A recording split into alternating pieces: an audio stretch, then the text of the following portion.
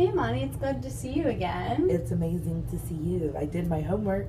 Good. How did it make you feel? How did you deal with it? I realized that things aren't as bad Okay. as I thought they were, and it helped me discover some of my hidden talents as well, just in the things that I like to do on a daily basis. Okay, great. Well, on some of the activities where you would think about, your fears about, getting this disease or anything like that, how did that go? What did you think when you were doing those things? I kind of realized I might be sometimes making a mountain out of a molehill, and it's like different when we talk about it, but then when you actually write it down on paper and you're looking at it, I kind of feel, oh my God, I'm a little crazy. Well, you're not crazy. You're definitely not crazy. It's a very normal fear to have, especially considering that, it's genetic and it is scary to be able to, you're watching other people go through it and the fear of having to maybe do that as well. But you're doing a great job and you seem very strong in knowing, that you don't want this and what you do want. But I do want to talk a little bit about, normally it seems like we normally talk about what, not having to think about it, not having to deal with it. But, maybe for a few seconds, let's just think about what if you were to have that disease right now? What would you feel? What would you think? I'd be devastated. I don't know how I would tell my boyfriend. I guess I would kind of know what's going to happen next, though, because I've seen it happen to my mom. I've seen it happen to my dad. So I guess I would know what's kind of coming, but that doesn't change the fact that it's scary as hell. Yeah. No one looks forward to all the medication and to all the hospital days.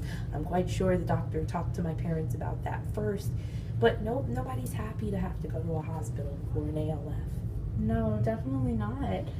So, I do want to, maybe see if we can take this a step further, okay? If you do get to be a little uncomfortable, just let me know, all right? So let's say tomorrow you have a doctor's appointment. Right. And he hands you, this answer and says, you have it, this is how long you have left to live. Let's say it's 2 years. What would be going through your mind? Trying to focus on doing things I enjoy. Okay. Because I don't have much time left. Okay. So I would just try and focus on the things that I enjoy and put more time and energy into that, as opposed to constantly thinking about the fear over and over. It seems kind of like it doesn't help me move forward. Okay.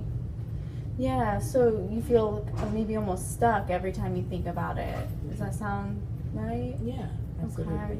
Okay, so maybe we can try and come up with ways that we can not get stuck and say, more of a mindset of, yeah, I got it, but I'm going to keep on living.